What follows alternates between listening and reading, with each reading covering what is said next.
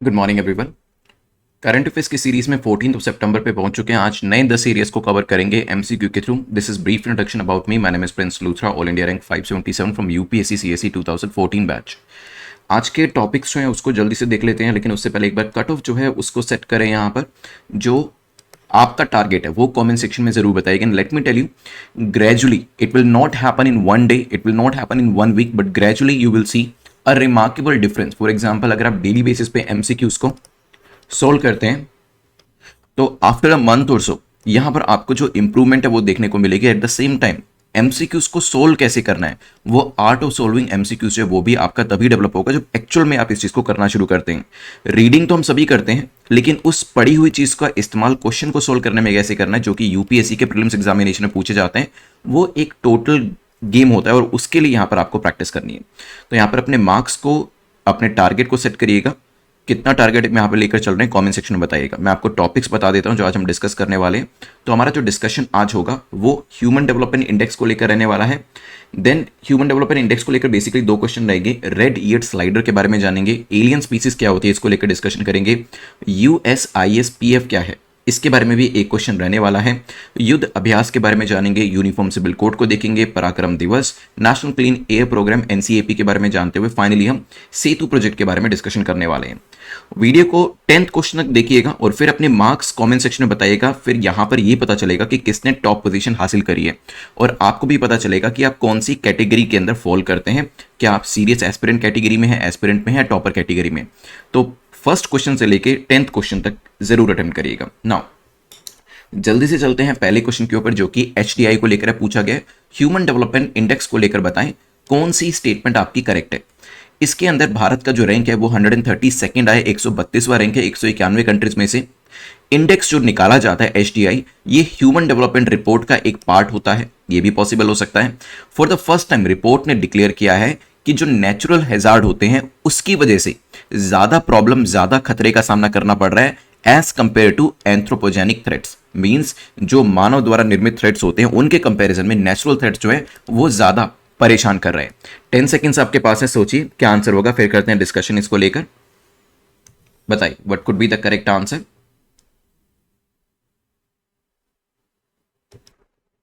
सोचिए what should be the correct answer here. 3 statements आपके सामने हैं। ओके, सो एचटीआई को लेकर क्या हमारा रैंक 132 आया है 191 नेशंस के अंदर। So this is correct. और जो H D R human development report है, इसके अंडर ही आपका एच डी आई भी आता है। इसी के अंदर ये इंडेक्स जो ऐसे बनाया जाता है, इसे लेकर आया जाता है। और इस इंडेक्स के अंदर 3 फैक्टर होते हैं, जैसे मैं आपको पहले भी बता चुका हूं, जिसे कहा जाता है एस एच ई। एस का मतलब क्या है, स्टैंडर्ड ऑफ लिविंग। एच का मतलब क्या है, हेल्थ। ई का मतलब क्या है, एजुकेशन। ठीक है, कौन लेकर आता है इसे, यूएनडीपी से लेकर आता है। और अभी हमने पीछे देखा कि कोविड-19 की वजह से जितना ज्यादा डेवलपमेंट कंट्रीज ने किया था हेल्थ के अंदर, एजुकेशन के अंदर, स्टैंडर्ड ऑफ लिविंग को इंप्रूव करने को लेकर, वो कहीं ना कहीं न्यूट्रलाइज हो गया, वो कहीं ना कहीं खत्म हो गया कोविड-19 के चलते हुए। तो यहां पर सेकंड स्टेटमेंट भी आपकी ठीक हो जाती है, लेकिन इसमें यह कहा गया कि जो अभी भी एंथ्रोपोजेनिक फैक्टर्स है, मतलब जो मैन मेड फैक्टर्स हैं, वो ज्यादा प्रॉब्लम क्रिएट करते हैं इस तरीके की चीजों को नीचे लेकर जाने के लिए। मींस एचडीआई को नीचे लेकर जाने के लिए as compare to natural hazard. ठीक है, तो मतलब एंथ्रोपोजेनिक मैन मेड फैक्टर्स जो है वो ज्यादा रिस्पॉन्सिबल है नेचुरल हैजार्ड के कंपैरिजन में। करेक्ट आंसर क्या हो जाएगा, A will be the correct answer. ये शी को जरूर याद रखिएगा। एस का क्या मतलब है, S mean standard of living. H का क्या मतलब है, हेल्थ। और ई का क्या मतलब है, एजुकेशन, जिसे नॉलेज कहकर भी बताया जाता है। Let's move to next question, जो कि एचटीआई को लेकर है। पूछा गया 2 स्टेटमेंट्स लेकर कि बताएं कौन सी स्टेटमेंट आपकी करेक्ट है, कौन सा कथन आपका सही है। इंडिया का जो एचटीआई स्कोर है दैट इज 0.633 और ये मीडियम ह्यूमन डेवलपमेंट कैटेगरी के अंदर आता है। हो सकता है हमने एचडीआई को इंप्रूव किया है 2018 के कंपैरिजन में।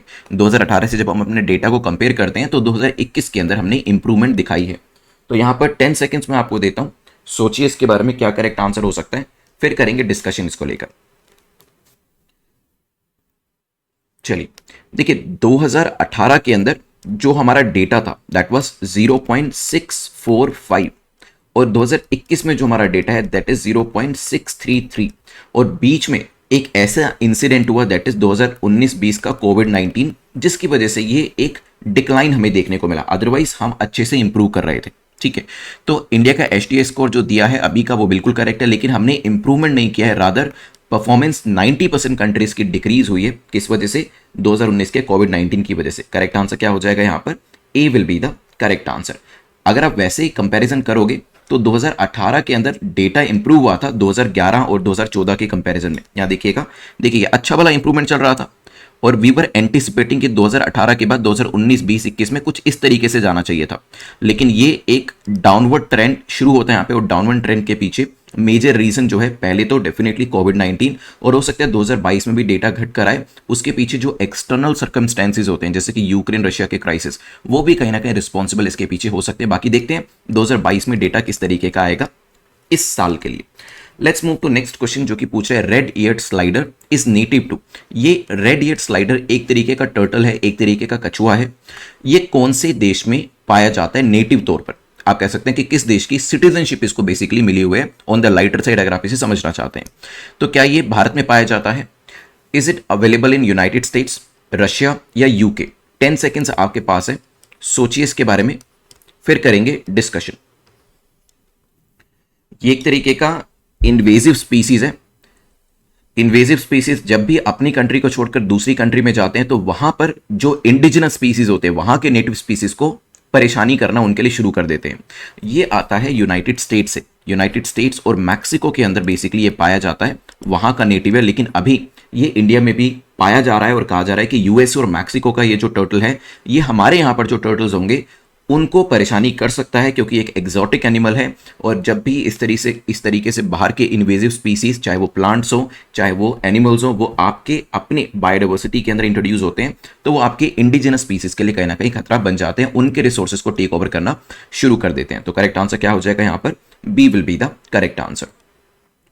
चलिए let's move to next question. Question number 4 जो है वो एलियन स्पीसीज को लेकर है, पूछा गया एलियन स्पीसीज को लेकर बताएं कौन सी स्टेटमेंट आपकी करेक्ट है, कौन सा कथन आपका सही है। एलियन स्पीसीज एक तरीके के स्पीसीज होते हैं जो कि अपनी नेचुरल रेंज के बाहर पाए जाते हैं।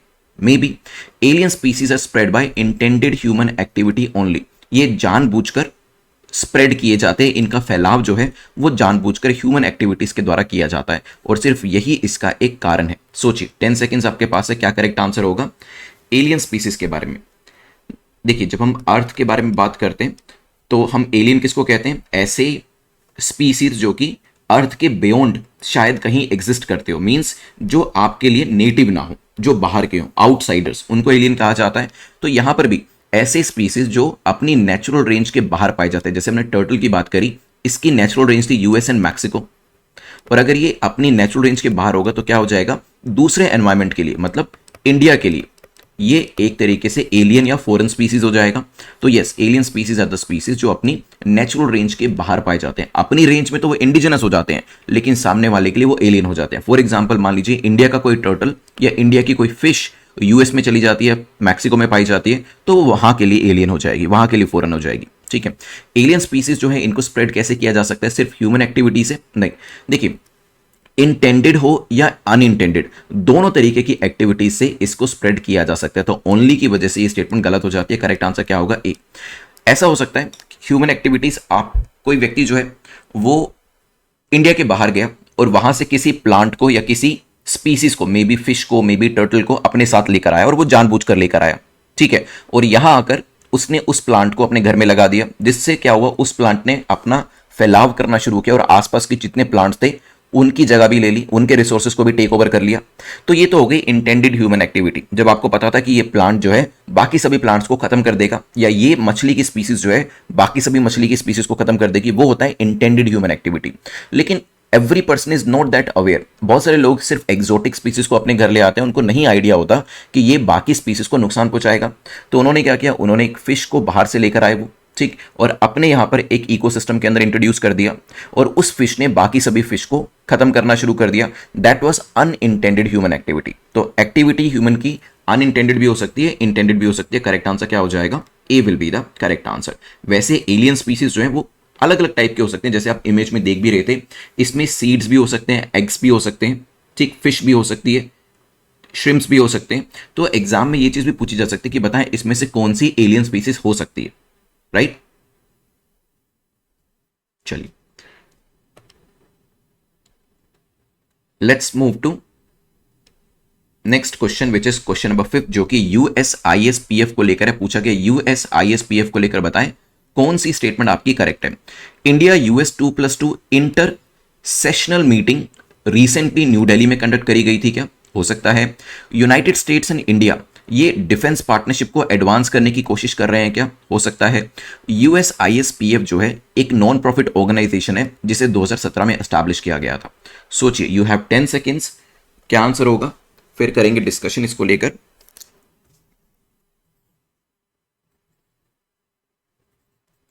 Okay, the time is up.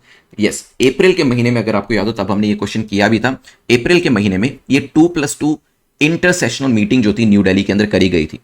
ठीक है, 2+2 मीटिंग के अंदर 2 मिनिस्टर्स भारत की तरफ से और 2 मिनिस्टर यूएस की तरफ से आते हैं, और इनको हम क्या कहते हैं? इनको कहते हैं एफडी। भारत की तरफ से एफडी जाती है और उसी तरीके से यूएस की तरफ से एफडी आती है। एफडी का मतलब क्या? Foreign affair minister and defence minister. Foreign affairs and defence minister. Foreign minister को आप एक्सटर्नल अफेयर मिनिस्टर भी कह सकते हैं, राइट। अब यहां पर फॉरेन अफेयर मिनिस्टर या एक्सटर्नल अफेयर मिनिस्टर का रोल क्या होता है? क्योंकि 2 देश आपस में बात कर रहे हैं, इंडिया एक तरफ है, यूएस एक तरफ है, तो दोनों की मीटिंग को फैसिलिटेट करने का काम तो फॉरेन अफेयर मिनिस्टर ही करेंगे दोनों तरफ के। ठीक, और क्योंकि ज्यादातर बात डिफेंस के मुद्दों पे होनी है तो इसमें डिफेंस का रोल भी रहता है, राइट। तो ये स्टेटमेंट आपकी ठीक हो जाती है। दोनों डिफेंस पार्टनरशिप को बढ़ाने की कोशिश करें, बिल्कुल ठीक है। यूएसआईएसपीएफ की फुल फॉर्म है, यूएस का मतलब है यूनाइटेड स्टेट्स, आई का मतलब है इंडिया, एसपीएफ का मतलब कोई बता सकता है? बताइए। It is strategic partnership forum. SPF का मतलब क्या है? Strategic partnership forum. इसे 2017 में लेकर आया गया था, बिल्कुल ठीक है। एक नॉन प्रॉफिट ऑर्गेनाइजेशन है तो जो कोशिश ये करती है कि दोनों देश के बीच में जो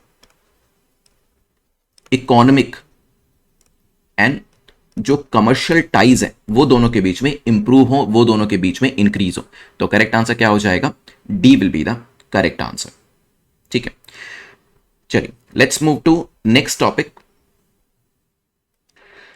200 डेज का जो कोर्स है यूपीएससी के लिए दैट इज अवेलेबल, जिसको आप सब्सक्राइब कर सकते हैं। इसमें आपकी डे वाइज तैयारी जो है वो करी जाती है। मींस अगर आप डे 1 में जाएंगे तो यहां पर आपको एमसीक्यूज के कुछ वीडियोस, लेक्चर के कुछ वीडियोस मिलेंगे, प्रिपरेशन कैसे करनी है, स्ट्रैटेजी को लेकर कुछ वीडियोस मिलेंगे। ऐसे डे बाय डे आप तैयारी अपनी कर सकते हैं। इसमें पीडीएफ भी आपकी रहती है, और सबसे जरूरी बात जो एमसीक्यूज प्रैक्टिस करने के लिए होती है वीडियो के अलावा, दे आर ऑल्सो अवेलेबल। तो आप इसको exam.network.com पे चेकआउट कर सकते हो। वैसे भी अपनी तैयारी जब भी करेंगे तो एमसीक्यू को जरूर शामिल करिएगा। अगर आप देखेंगे जो कोर्सेज हैं वो ज्यादातर एमसीक्यू बेस्ड ही डिजाइन करे गए हैं, वैसे ही उसी तरीके से अपनी तैयारी को भी आप प्रीलिम्स और मेंस को इंटीग्रेट करके डिजाइन करिएगा। Let's move to next question which is question number 6, जो बात कर रहा है विद विच कंट्री इंडिया युद्ध अभ्यास एक्सरसाइज जो है इसे कंडक्ट करता है। क्या हम ये यूएस के साथ करते हैं, क्या हम ये यूके के साथ करते हैं, इजराइल के साथ करते हैं, या यूएई के साथ करते हैं? 10 सेकेंड्स आपके पास है, सोचिए, फिर करते हैं डिस्कशन इसको लेकर। The countries participate in various military exercise. इस कंट्री के साथ हम मिलन एक्सरसाइज भी करते हैं। ये कंट्री हमारे साथ क्वाड में भी शामिल है। ये कंट्री हमारे साथ I2U2 इनिशिएटिव जो है, I2U2 क्या है सोच के बताइएगा, उसके अंदर भी शामिल है। इवन युद्ध अभ्यास जो है या फिर एक और एक्सरसाइज है वज्र प्रहार, वो हम इसी कंट्री के साथ करते हैं। ये कंट्री कौन सी है? US is the correct answer. Let's move to question number 7, जो कि यूनिफॉर्म सिविल कोड को लेकर है। पूछा कि यूसीसी को लेकर बताइए कौन सी स्टेटमेंट आपकी करेक्ट है, कौन सा कथन आपका सही है। Article 44 of the fundamental right states that there shall be a uniform civil code. Article 44 जो है वो ये कहता है कि एक यूनिफॉर्म सिविल कोड होना चाहिए। UCC is defined as uniform laws in personal matters such as adoption, inheritance, marriage and divorce. UCC किससे डील करता है? यूसीसी कहता है कि अडॉप्शन, इनहेरिटेंस को लेकर, मैरिज को लेकर, डाइवोर्स को लेकर जो कानून है वो यूनिफॉर्म होने चाहिए, वो सेम होने चाहिए अक्रॉस द रिलीजन। 10 सेकेंड्स सोचिए, what should be the correct answer. Recently एक एक्सपर्ट कमेटी थी जिसे कि उत्तराखंड की सरकार के द्वारा फॉर्म किया गया, क्योंकि वो कह रहे हैं कि जैसे हमारे देश में गोवा के अंदर यूसीसी अवेलेबल है, उसी तरीके से प्रॉबेबली वो भी उत्तराखंड के अंदर एक यूनिफॉर्म सिविल कोड लाने की बात कर रहे हैं। और इसी वजह से इन्होंने एक वेबसाइट बनाई और वहां पर ये लोगों से उनके ओपिनियन मांग रहे हैं यूनिफॉर्म सिविल कोड को लेकर। आप भी चाहें तो इस वेबसाइट को गूगल पे सर्च कर सकते हैं, लिख दीजिएगा यूनिफॉर्म सिविल कोड उत्तराखंड। पहली वेबसाइट जो है वो उत्तराखंड सरकार की आ जाएगी। I think it is ucc.uttarakhand.gov.in। वहां पर आप भी अपने ओपिनियंस जो है वो आप सबमिट कर सकते हैं। Already I think 80 to 90 opinions वहां पर सबमिट करे जा चुके हैं। तो क्या ये आर्टिकल 44 में आता है? देखिए, अगर आर्टिकल की बात करोगे तो बिल्कुल ठीक है, लेकिन article 44 is not fundamental right. पूरी स्टेटमेंट ठीक है, बस ये एक जो शब्द है वो गलत हो जाता है या एक फ्रेज चीज गलत हो जाती है क्योंकि article 44 of DPSP directive principle of state policy ये कहता है कि यूनिफॉर्म सिविल कोड होना चाहिए। क्या आर्टिकल 44 ये कहता है? बिल्कुल कहता है। आर्टिकल 44 कहता है कि यस यूनिफॉर्म सिविल कोड होना चाहिए, लेकिन आर्टिकल 44 फंडामेंटल राइट नहीं है। आर्टिकल 44 क्या है? It is DPSP. इसी की वजह से ये स्टेटमेंट गलत हो जाती है। लेकिन हाँ, यूसीसी यही कहता है, मतलब यूनिफॉर्म सिविल कोड यही कहता है कि यूनिफॉर्मिटी होनी चाहिए अक्रॉस द रिलीजन। जब हम मैरिज की बात करते हैं, डाइवोर्स की बात करते हैं, अडॉप्शन की बात करते हैं, इनहेरिटेंस की बात करते हैं, अलग अलग रिलीजन के लिए अलग अलग कानून नहीं होने चाहिए। तो करेक्ट आंसर क्या हो जाएगा यहां पर? B will be the correct answer. Let's move to next question which is question number 8, जो कि पूछ रहा है पराक्रम दिवस ये कौन से फ्रीडम फाइटर से एसोसिएट करता है? भगत सिंह से, लाला लाजपत राय, सुभाष चंद्र बोस, बी आर अंबेडकर। सोचिए 10 सेकेंड्स, क्या आंसर होगा? रिसेंटली ये फ्रीडम फाइटर न्यूज में भी थे। वैसे ये फ्रीडम फाइटर जाने जाते हैं, इन्होंने सिविल सर्विस का एग्जाम जो था 1919 में क्रैक किया था and the very same year उन्होंने रिजाइन भी कर दिया था। प्राइम मिनिस्टर ऑफ इंडिया ने अभी एक स्टैचू जो है नेताजी सुभाष चंद्र बोस का, उसे अनवील किया है इंडिया गेट के ऊपर, और इनके द्वारा ही बेसिकली एक मूवमेंट जो अभी नाम बताता हूं उसका, वो भी शुरू किया गया था। पराक्रम दिवस जो है वो इन्हीं के 125वें बर्थडे को कमेमोरेट करते हुए हम सेलिब्रेट करते हैं, ये ध्यान रखिएगा, ठीक है ना। 73 फुट कैनोपी जो है ये अवेलेबल है, लोकेट करता भी पिक्चर में भी दिखाता हूं, इंडिया गेट के ऊपर, और वहां पर ही उसी कैनोपी के अंडर इनका जो एक स्टैचू है सुभाष चंद्र बोस जी का, वो यहां पर रखा गया, ठीक है। Now the date of birth is 23 January 1897, और इसी साल से जो पराक्रम दिवस है उस तौर पर इस दिन को अब हमेशा याद किया जाएगा।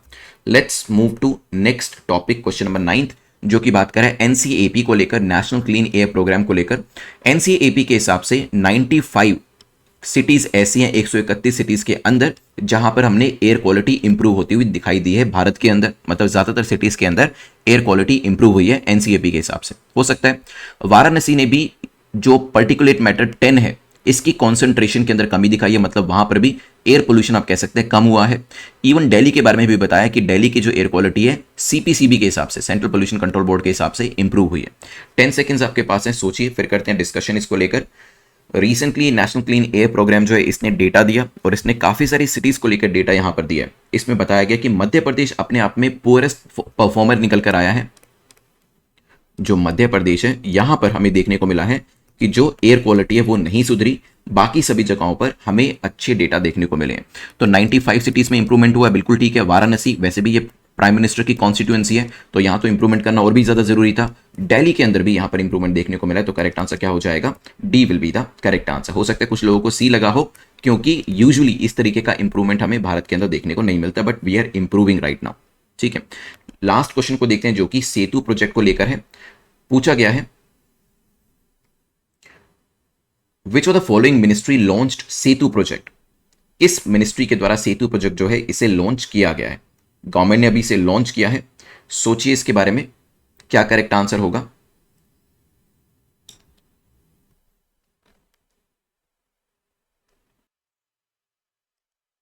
टेन सेकेंड्स आपके शुरू हो चुके हैं। सेतु करके काफी सारे प्रोग्राम्स हैं। सेतु का मतलब ऐसे एक तरीके का ब्रिज ही होता है, तो मल्टीपल प्रोग्राम्स है। अभी भी एक सेतु करके नया प्रोजेक्ट जो है वो जो commerce and industry minister mister Piyush Goyal हैं उन्होंने यूएस के अंदर इसे इंट्रोड्यूस किया है। तो बेसिकली भारत के जो स्टार्टअप्स हैं उनको सहायता मुहैया कराने के लिए इसे लेकर आया गया है।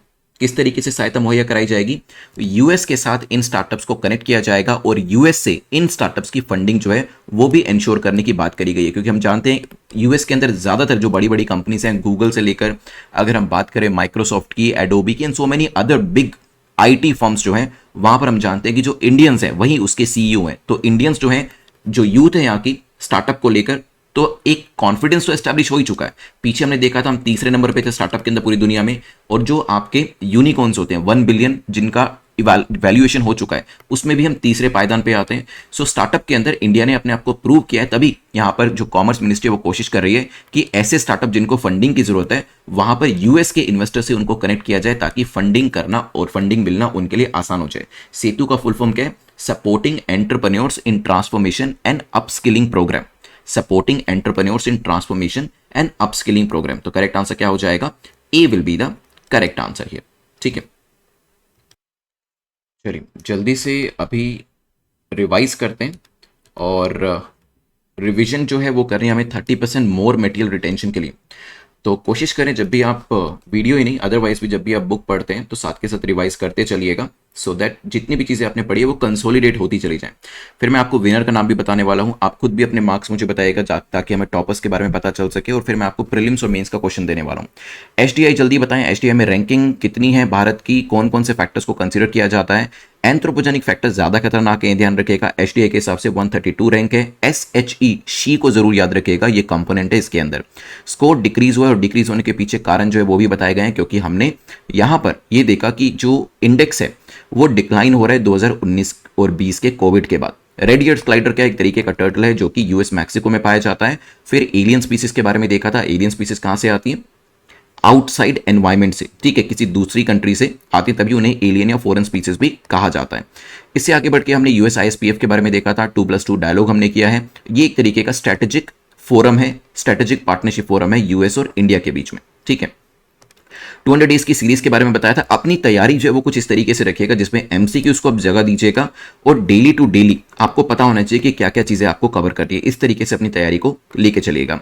फिर हमने युद्ध अभ्यास देखा था, वज्र प्रहार देखा था, मिलन एक्सरसाइज हुआ, कोड के अंदर पार्टनरशिप हुआ। ये इंडिया और यूएस के बीच में है। यूनिफॉर्म सिविल कोड आर्टिकल 44 में तो आता है, लेकिन ये फंडामेंटल राइट नहीं है, इट इज अ डीपीएसपी, ये ध्यान रखिएगा, जिसके अंदर हम चाहते हैं कि जितने भी पर्सनल लॉज होते हैं मैरिज, डाइवोर्स, इनहेरिटेंस, अडॉप्शन को लेकर, वो सभी रिलीजन के लिए एक जैसे हो जाए। वो सभी जो आपके अभी पर्सनल लॉ बोर्ड के द्वारा मैनेज किए जाते हैं वो इंडियन गवर्नमेंट या कहा जाए कि जो इंडियन का लॉ सिस्टम है उसके द्वारा मैनेज किए जाए। पराक्रम दिवस देखा था हमने, सुभाष चंद्र बोस जो है उनके बर्थडे को कमेमोरेट करने के लिए अब हम ये सेलिब्रेट करेंगे। यहां से आगे बढ़ते हुए हमने देखा था नेशनल क्लीन एयर प्रोग्राम, जिसमें वाराणसी से लेकर दिल्ली तक डेटा जो है वो इंप्रूव होता हुआ हमें दिखाई दिए। लास्ट में सेतु प्रोजेक्ट देखा था हमने, जो कॉमर्स मिनिस्ट्री या कहें तो मिनिस्टर पीयूष गोयल जो है उनके द्वारा इंट्रोड्यूस किया गया ताकि यूएस से फंडिंग हमारे स्टार्टअप्स को मिल सके, ठीक है।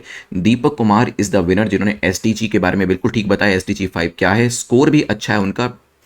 अब आपको प्रीलिम्स का जो क्वेश्चन का आंसर करना है वो है ITU2 के अंदर कौन कौन सी कंट्रीज हैं। ITU2 इनिशिएटिव है, ठीक, इसके अंदर कौन कौन सी कंट्रीज आती हैं ये कमेंट सेक्शन में आप जरूर बताइएगा। आता है तो बहुत अच्छी बात है, नहीं तो इसे सर्च करिए, देखिए, क्योंकि जब आप सर्च करके भी लिखेंगे तो भी आपको याद रहेगा कि ये क्वेश्चन पूछा था, मुझे नहीं पता था, लेकिन मैंने सर्च किया, फिर टाइप करके लिखा और अपने कमेंट को सबमिट किया, तो एक मेमोरी आपकी यहाँ पर डेवलप हो जाएगी।